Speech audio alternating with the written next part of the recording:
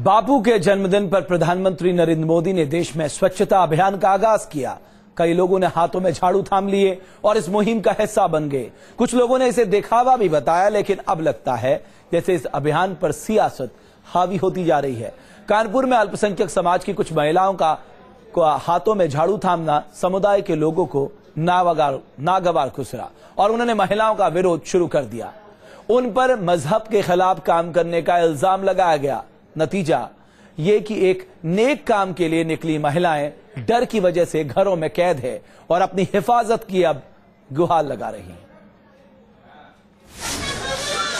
प्रधानमंत्री नरेंद्र मोदी की अपील पर कानपुर में सड़क की गंदगी साफ करने के नेक इरादे से इन महिलाओं ने हाथों में झाड़ू थामा, लेकिन स्वच्छ भारत अभियान से यूं जोड़ना समाज के कुछ ठेकेदारों को नागवार गुजरा। ये महिलाएं जब ढटनापुरवा इलाके में सफाई के लिए पहुंची तो विरोध शुरू हो गया।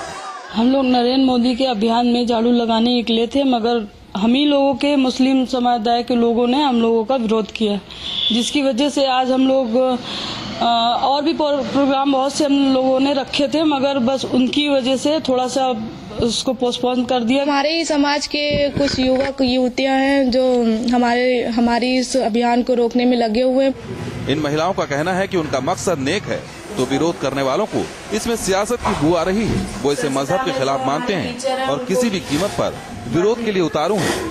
इससे पहले ये विपक्ष दल की पार्टी हो या किसी भी दल की पार्टी हो, क्या इससे पहले सफाई अभियान का ख्वाब किसी ने देखा नहीं था? क्या इस समय क्यों देखा जा रहा? इस्लाम में कहीं पे नहीं ना कि मुसलमान की औरतें नकाब ओढ़कर सड़कों पे झाड़ू लगाने का काम करें। जो इस तरह के काम कर रहे हैं वो ये सरासर गलत है और हम लोग इसका विरोध भी करते हैं।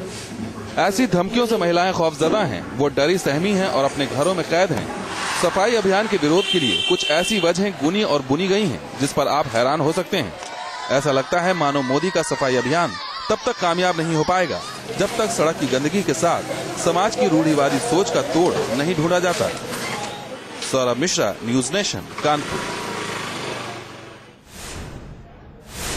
कानपुर की इन पीड़ित महिलाओं ने अपनी हिफाजत की गुहार लगाई है, जिसके बाद प्रशासन ने भी इन महिलाओं को सुरक्षा देने का फैसला किया है। उसी मोहल्ले के उन्हीं की कम्युनिटी के कुछ लोगों ने, जिनमें से वो एक महिला और एक पुरुष का नाम ले रहे थे, उनको सफाई कार्य से रोका और उनको उनके साथ कुछ उनके पत्ताने और कुछ खराब बातें उनको कहीं, जिसको लेकर वो आई थी। और उनकी मंशा ये थी कि साहब जब भी हम ये इस काम को करने जाएंगे तो हमको पुलिस का प्रोटेक्शन मिल जाए, कुछ एक सुरक्षा रहे, जिससे कि वो हमारे ऊपर मतलब कोई हमारे साथ मिसबिहेव ना करने पाए।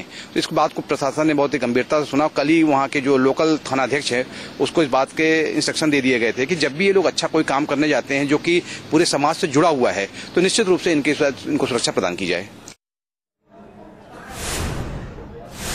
अब विरोध करने वाले इसे मजहब का नाम दे रहे हैं, लेकिन खुद शहर के काजी मानते हैं कि सफाई एक अच्छी चीज है, फिर चाहे वो सड़क की हो या घर की। जो सफाई अभियान चल रहा है, मैं समझता हूं कि अगर ये सियासी तौर पर नहीं है तो मैं इसका इस्तकबाल करता हूं और मुबारकबाद पेश करता हूं लोगों को कि जो इस अभियान को चला रहे हैं।